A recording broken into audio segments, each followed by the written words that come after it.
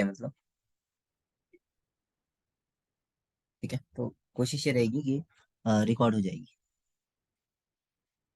ठीक है, चलिए।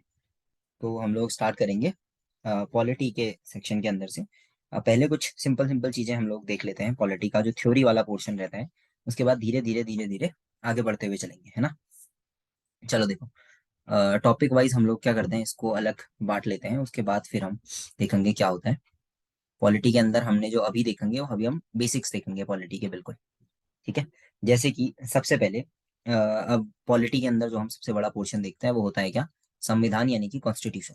ठीक है, तो हम संविधान के अंदर जो पहला टॉपिक देखते हैं वो होता है कॉन्स्टिट्यूशन का, यानी कि अपना जो संविधान है उसका फॉर्मेशन। ठीक है, तो आपको जो व्हाइट बोर्ड है उसके अंदर दिख जाएगा ये।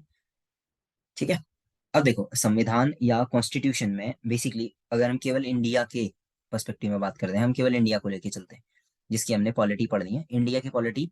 तो इंडिया से रिलेटेड संविधान के अंदर सबसे पहला और जो सबसे इंपॉर्टेंट टॉपिक आता है वो है विधि का शासन, यानी कि द गवर्नेंस ऑफ लॉ, विधि का शासन। ठीक है, विधि मतलब हो गया एक तरीके से लॉ जो है उससे रिलेटेड। ठीक है, विधि का शासन यानी कि द गवर्नेंस बाय लॉ, केवल लॉ जो है वो चलेगी, और उसी की हमारी बात चलेगी कि हाँ लॉ जो है वहां से काम करेंगे, कानून सब कुछ करेगा, एटसेट्रा एटसेट्रा। ठीक है, मतलब हम ये कह सकते हैं कि इंडिया के अंदर रूल ऑफ लॉ है। विधि का शासन का सबसे अच्छा और सबसे कॉमन मतलब होता है रूल ऑफ लॉ। तो हम रूल ऑफ लॉ के थ्रू इंडिया के अंदर गवर्न करते हैं।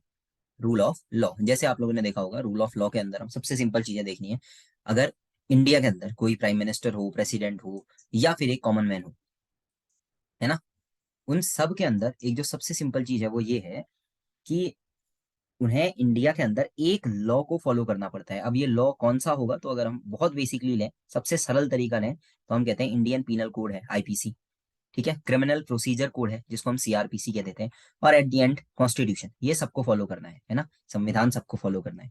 यानी कि सबसे ऊपर है कौन इंडिया के अंदर, बेसिकली इंडिया के अंदर सबसे ऊपर है लॉ।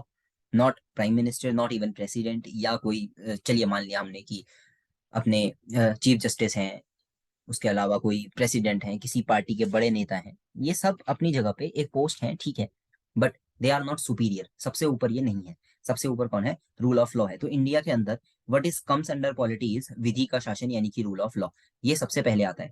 फिर जो आता है वो ये आता है कि इंडिया के अंदर गवर्नमेंट कैसी है, सीमित यानी कि लिमिटेड गवर्नमेंट है या फिर नहीं। ये अपने आप में बड़ा इंपॉर्टेंट क्वेश्चन भी बनाता है।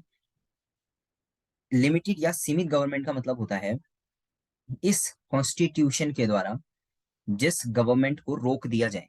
जैसे हमारी एक गवर्नमेंट मान लेते हैं, अभी के डेट पे कोई एक गवर्नमेंट है।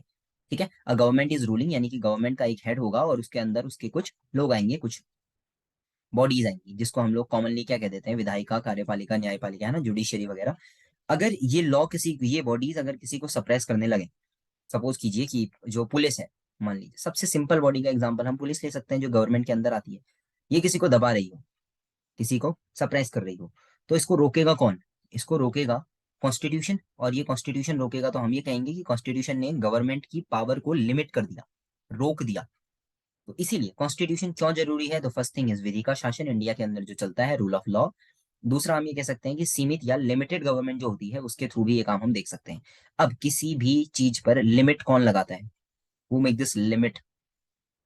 पहली चीज हमने देखी, कॉन्स्टिट्यूशन किसी पर लिमिट लगाएगा, पुलिस वालों को रोक दिया कॉन्स्टिट्यूशन ने, कैसे, बाय यूजिंग लॉ।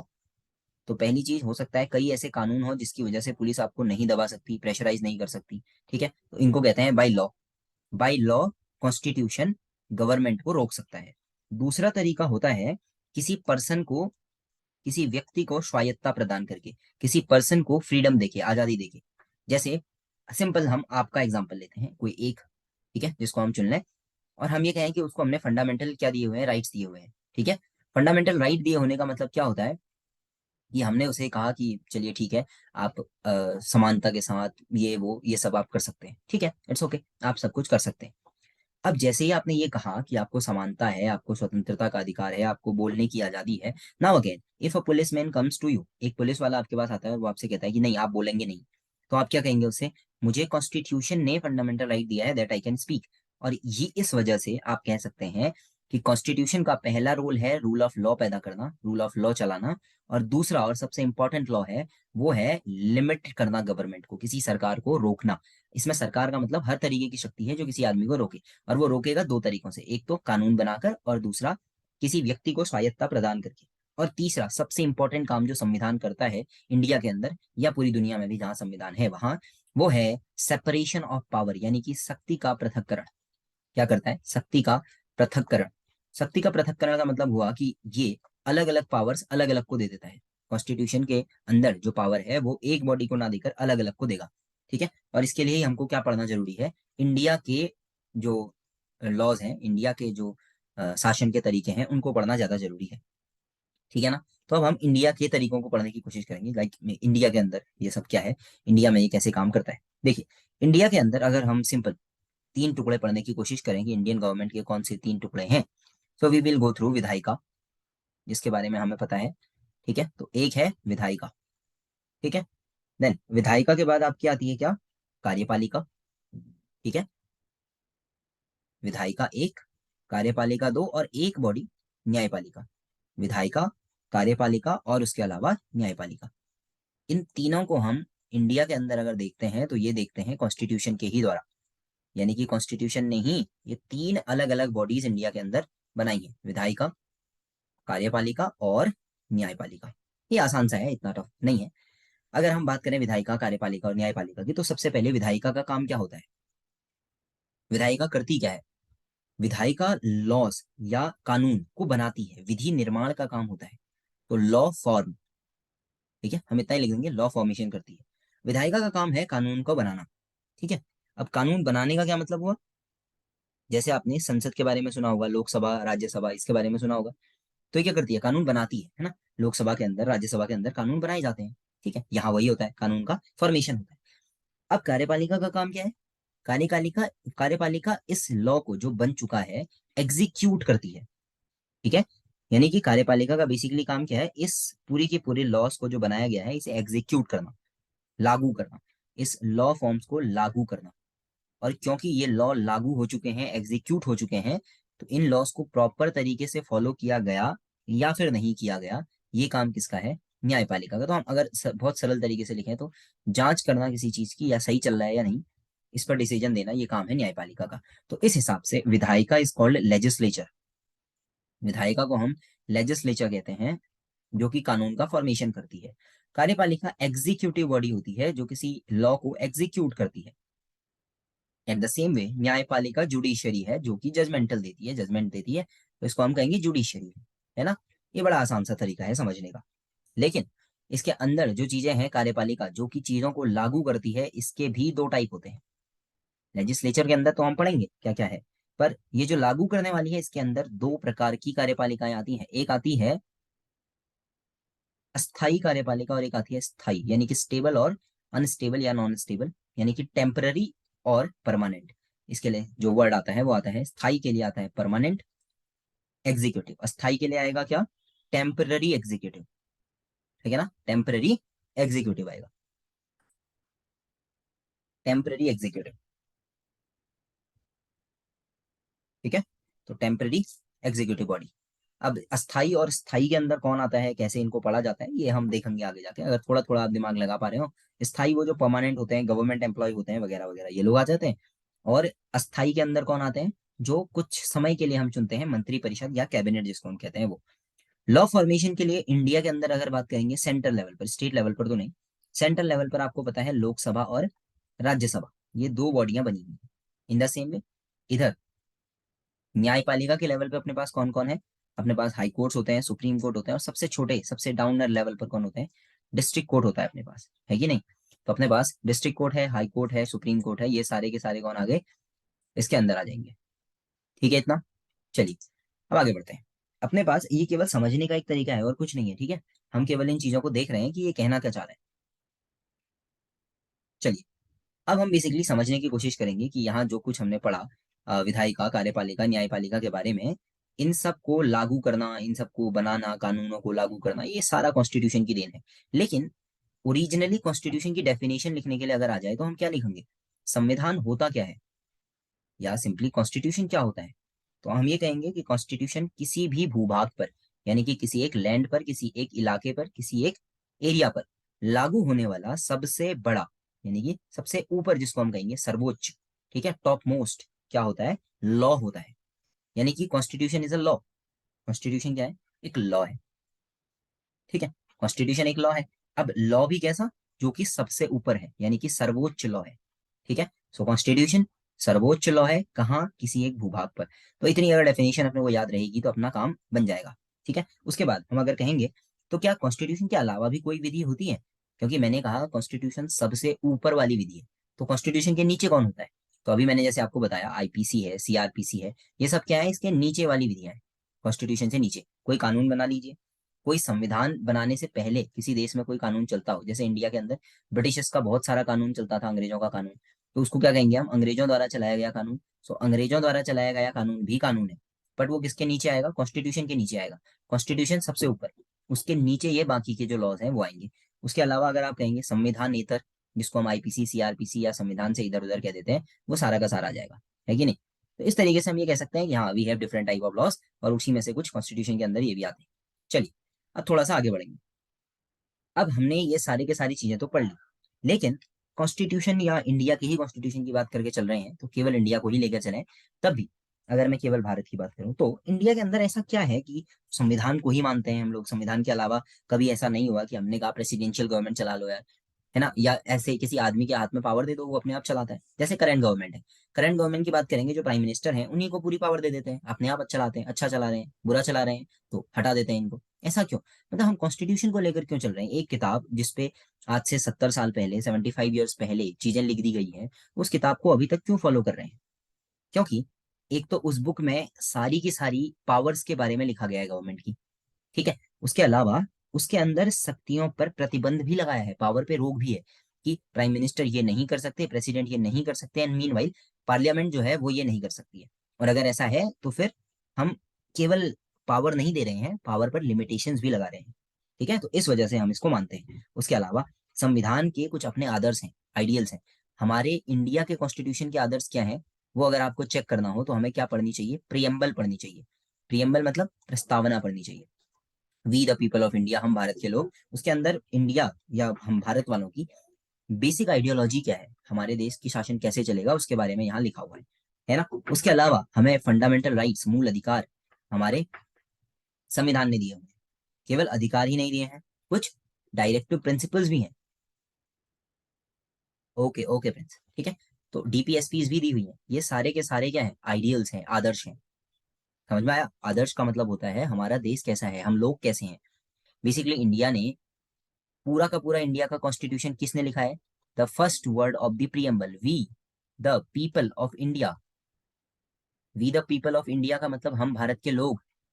और अगर हम भारत के लोग we the people of India की बात करेंगे तो मैं आपसे पूछूं, व्हाट इज योर क्वालिटीज, आपकी क्वालिटी क्या है, we the people of India, आपने खुद का कॉन्स्टिट्यूशन बनाया है, तो आपकी क्वालिटी क्या है, तो आप कहेंगे check the preamble of the Indian constitution, भारत की प्रस्तावना चेक कीजिए संविधान की। और प्रस्तावना में क्या मिलेगा हमें, प्रस्तावना में आपको मिलेगा समाजवाद, प्रस्तावना में आपको मिलेगा पंथ निरपेक्ष, प्रस्तावना के अंदर जाएंगे तो क्या मिलेगा, बंधुत्व की भावना मिलेगी, अखंडता की भावना मिलेगी, दीज आर अवर फंडामेंटल्स। उसके अलावा मूल अधिकार, हम भारत के लोगों से क्या चाहते हैं, समानता चाहते हैं। हम भारत के लोग किस पर विश्वास करते हैं, स्वतंत्रता पर विश्वास करते हैं, धार्मिक सहिष्णुता पर विश्वास करते हैं, और हम भारत को कैसा बनाना चाहते हैं, एज पर डीपीएसपी, हम चाहते हैं कि भारत में शराब बंद हो जाए, हम चाहते हैं भारत में पशु हत्या बंद हो जाए, हम चाहते हैं भारत का पर्यावरण अच्छा रहे। These all is written in DPSP. So कुल मिलाकर हमारा संविधान इंडिया के आदर्श को बताता है, इंडिया के आइडियलिस्टिक नेचर को बताता है कि हम कैसे हैं।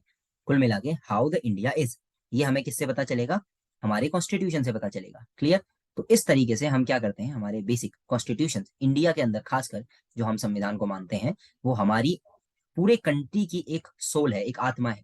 इसीलिए हम कह सकते हैं कि कॉन्स्टिट्यूशन किसी देश का सबसे ऊपर क्यों रखा जाता है, क्योंकि वो उस देश की सारी आइडेंटिटीज को लेकर चलता है, उस देश की सारी विशेषताओं को बताता है, ठीक है। तो अभी फिलहाल हमने बहुत ही थ्योरी वाली चीजों की बात की। अब मैं थोड़ा सा फैक्चुअल डाटा आपको लिखने के लिए बोलूंगा, जो आपको याद रखना पड़ेगा।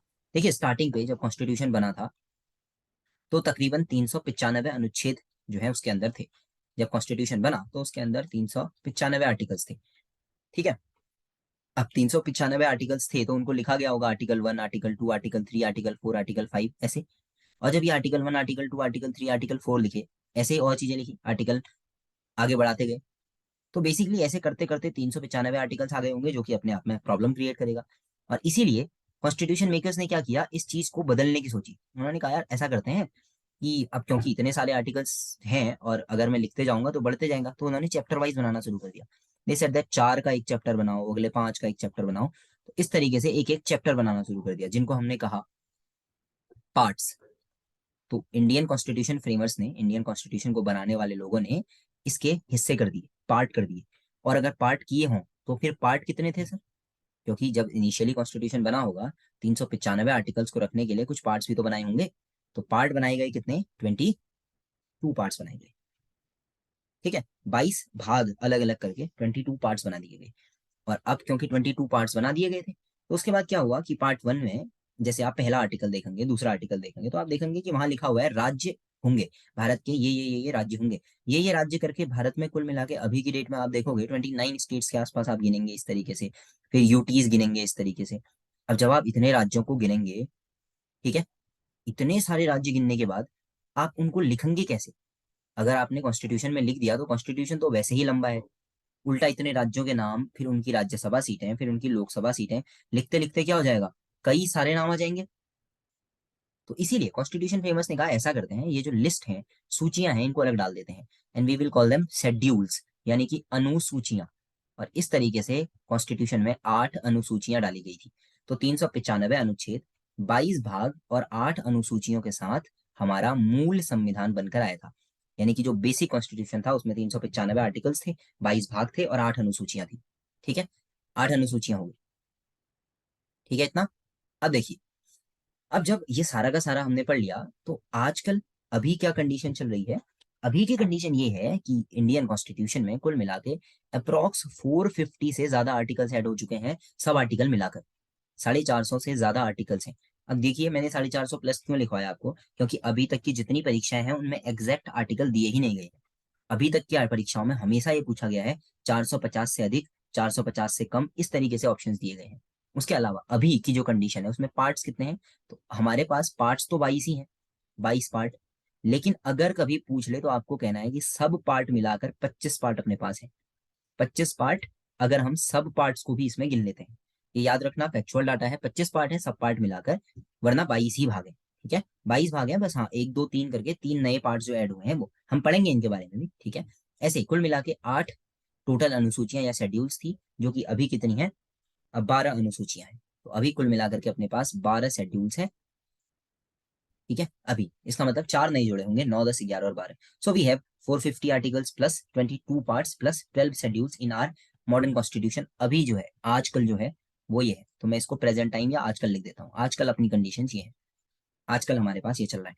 अब थोड़ा सा दिमाग लगाना, यार एक बात बताओ कि अपने पास 395 आर्टिकल थे, जिसको भीमराव अंबेडकर, जवाहरलाल नेहरू, उस समय के, मतलब आप ये मान के चलिए कि जब भारत आजाद हुआ था 47 46 से स्टार्ट करके मान लीजिए 46 47 48 49 और 50, इतने साल लगे, लोगों ने पढ़ा, उसके बारे में सुना, लिखा। भीमराव अंबेडकर हैं, जवाहरलाल नेहरू हैं, है कि नहीं है? उसके अलावा अगर आप देखेंगे तो अपना जितने भी बड़े लीडर्स उस समय के थे आप कह सकते हैं, वो सब के सब, राजेंद्र प्रसाद जैसे लीडर्स थे, है ना, वो सारे के सारे कहाँ थे? कॉन्स्टिट्यूशन असेंबली में थे। जब वो लोग लिख रहे हैं तो उनके पास तो बहुत सारा दिमाग रहा होगा, उन्होंने काफी कुछ पढ़ा भी होगा। अब अभी के नेताओं की बात करेंगे तो आजकल के जितने भी नेता हैं, नॉट इंडिविजुअली, कोई भी नेता है इतने ज्यादा पढ़े लिखे तो नहीं है, कुछ कुछ है ऐसा नहीं है, पर सब इतने ज्यादा पढ़े लिखे नहीं है। फिर ये चेंज हो कैसे रहा है? ये चेंज कर कौन रहा है? ये चेंज खुद उन्हीं लोगों ने फिक्स किया हुआ है, कॉन्स्टिट्यूशन बनाने वालों ने, कि संविधान में चेंज करने का अधिकार किसको होगा? उन लोगों को जिन्हें हम इलेक्ट करके भेजेंगे। तो इसीलिए 395 से कहाँ पहुंच गए आर्टिकल? 450 पहुंच गए। 22 पार्ट्स थे, 25 पहुंच गए, 8 अनुसूचियां थी, 12 अनुसूचियां बन गई। दैट्स वाई हम एक ऐसी किताब जो आज से 70 75 साल पहले लिखी गई थी उस पर भरोसा करें? भैया 75 साल पहले अलग चीजें थी, अब अलग है। तब टीवी नहीं थी, आज टीवी है। तो तो भैया जो कॉन्स्टिट्यूशन मेकर्स हैं वो ये जानते थे कि आने वाले टाइम पे हमें क्या होगा, इशू होगा। तो उन्होंने इस कॉन्स्टिट्यूशन को फ्लेक्सिबल रखा है। फ्लेक्सिबल का मतलब हम इसे चेंज कर सकते हैं अगर हमें लगा कि कोई चीज गलत है। जैसे सिंपल थिंग है, हमें ये नहीं पता था अभी तक कि यार जो बच्चे स्कूल जाने वाले हैं उसमें 14 साल से कम उम्र के बच्चों को स्कूल जाना कंपलसरी होना चाहिए। भैया स्कूल पढ़ना जरूरी है। 14 साल से कम उम्र के सारे बच्चे स्कूल पढ़ेंगे, फ्री में एजुकेशन लेंगे, कितनी अच्छी बात है।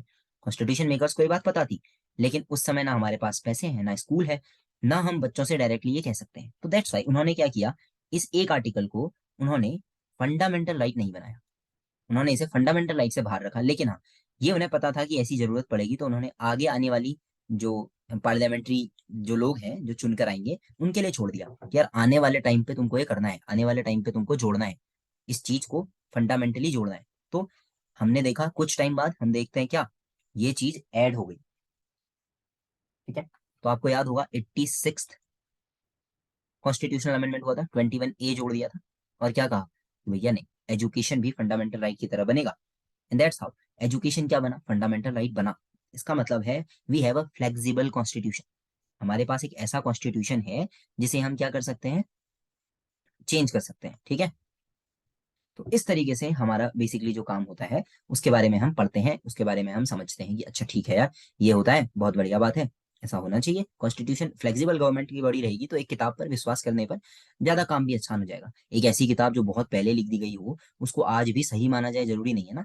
तो अब वो किताब जो चेंज हो सकती है उस किताब को मानना थोड़ा रिलायबल भी लग रहा है, अच्छा भी लग रहा है कि हाँ यार गुड, वो किताब इसमें हमारे हिसाब से जब टीवी आएगी तो टीवी चला देंगे, बाद में रोबोट आएंगे तो रोबोट चला देंगे, कभी बाद में मुद्दा आया कि रोबोट्स के भी फंडामेंटल राइट होनी चाहिए तो वो भी चढ़ा देंगे। We have a flexible constitution. That's how हम कहते हैं कि इंडिया का कॉन्स्टिट्यूशन बहुत ही जबरदस्त कॉन्स्टिट्यूशन है। ठीक है, तो हमारा आज का जो मेन टॉपिक था वो ये था कि हम इंडियन कॉन्स्टिट्यूशन की कुछ बेसिक चीजों को समझ सकें कि वो क्या होती हैं, कैसे काम करते हैं। आज कोई बहुत बड़ी क्लास नहीं है, मैं सिर्फ ये समझना और समझाना चाह रहा था कि भैया देखो इतने इतने आर्टिकल्स हैं, इतने इतने ये चीजें हैं, इस कॉन्स्टिट्यूशन के अंदर बहुत कुछ है। तो हम लोग, मैं थोड़ा सा शेड्यूल के बारे में बात कर लेता हूँ, उसके बाद ही हम लोग आगे बात कर पाएंगे। ठीक है, तो मैं शेड्यूल से एक बार समझा देता हूँ आपको। ठीक है, ताकि हम किस तरीके से पॉलिटी खत्म करने वाले हैं। तो मैं सबसे पहले केवल पॉलिटी की बात करूंगा। हम लोग फैक्चुअल डाटा के साथ साथ कुछ चीजों पर डिस्कशन भी करते जाएंगे जो मेंस वाले हैं उनके लिए। मेंस का मेरा मतलब है यूके पीसीएस का जो मेंस है वो भी, और उसके अलावा जो बड़े एग्जाम्स की तैयारी करते हैं वो भी। सेंट्रल लेवल के सारे एग्जाम सीडीएस है, एफकेट है, उन सब में इसी तरीके के क्वेश्चन आने वाले हैं। ठीक है, तो हम लोग स्टार्ट करेंगे कि सबसे पहले हम लोग फंडामेंटल राइट्स पूरे कर लेंगे, मूल अधिकारों के बारे में बात करेंगे, इन पर पूरा डिस्कशन करेंगे बाई केस वाइज, कितने केसेस हैं, किससे रिलेटेड केसेस हैं। उसके बाद हम बात करेंगे directive principles of state policies की, डीपीएसपीस की बात कर लेंगे, फंडामेंटल जो ड्यूटीज हैं हमारी उनके बारे में बात कर लेंगे। ठीक है, ये सारी चीजें मतलब कुल मिला के जो फैक्चुअल इन्फॉर्मेशन वाला है इसको रखेंगे। उसके बाद हम फेडरलिज्म पे बात करेंगे। ठीक है, फिर कुछ जुडिशरी पे, या आप ये मान के चलिए हमने जो आज पढ़ा लेजिस्लेटिव, एग्जीक्यूटिव और जुडिशरी।